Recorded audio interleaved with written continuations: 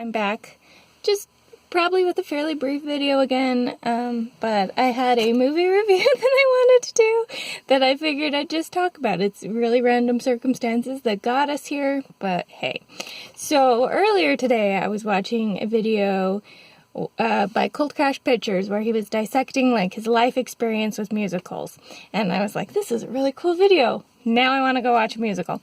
So I pulled up Netflix and I typed in musicals and I was like trying to figure out what I wanted to watch. They didn't quite have what I wanted because I was really hoping for like an old style like Gene Kelly one or something, which I don't know why I thought would be on Netflix because I've never seen that on Netflix, but it's what I was hoping for.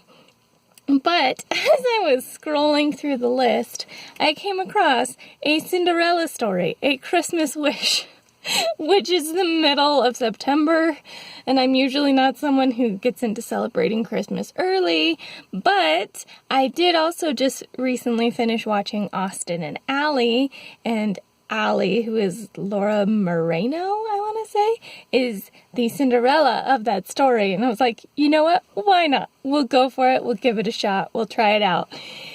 And it was definitely a Christmas movie, and it was the wrong season for me to be watching a Christmas movie.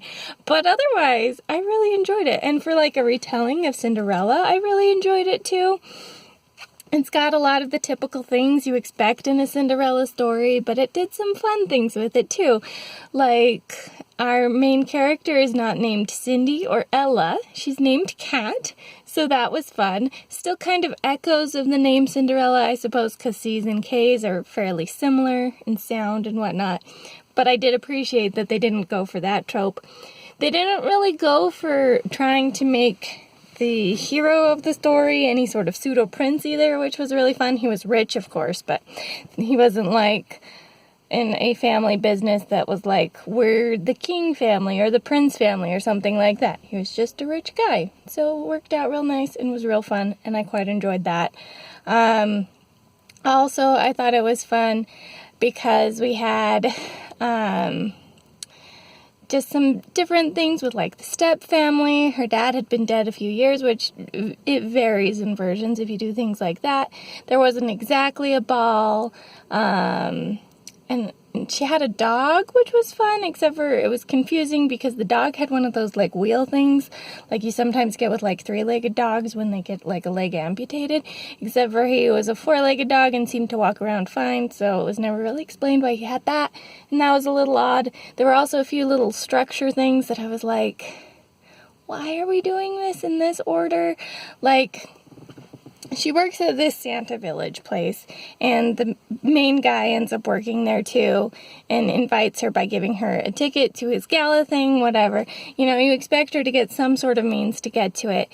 But like the order that they put it in the story, I was like, this would have been so much better if it was after her stepfamily had already gotten mad at her for something, instead of it being like, here's this ticket, and then they get mad after the fact. Because the family got tickets through the stepmother's conniving, of course. And then it was weird because she tells our Cinderella character, oh, I've got these tickets, but not one for you. And at that point, Cinderella already has her ticket and could have just been like, oh, actually, I've got one too.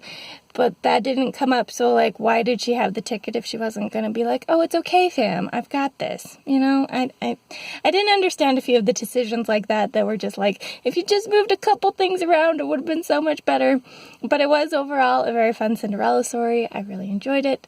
I had a lot of fun with it. If you're looking for a Christmas movie in the middle of September, it was a good choice. It didn't feel overly Christmassy. And again, as like a Cinderella retelling, I thought it was a lot of fun. One other thing that I want to mention, and then I'll head out, I think. But it was interesting that it came up as a musical because there is like an opening song, and then randomly Cinderella and the prince character have a musical number in the middle, and then she sings a little bit at the gala because she's like forced into it. And then that's it. So it didn't really feel like a musical and seemed kind of odd to label it as that, but since I was singing, I guess it makes sense that they put it in. So if you're looking for like a musical, probably not the right choice, but it was still a fun movie. I still really enjoyed it. I recommend it if you're looking for a silly little Christmas Cinderella movie. But yeah, I think that's all I've got for now. This is the Umlaut Harper signing out.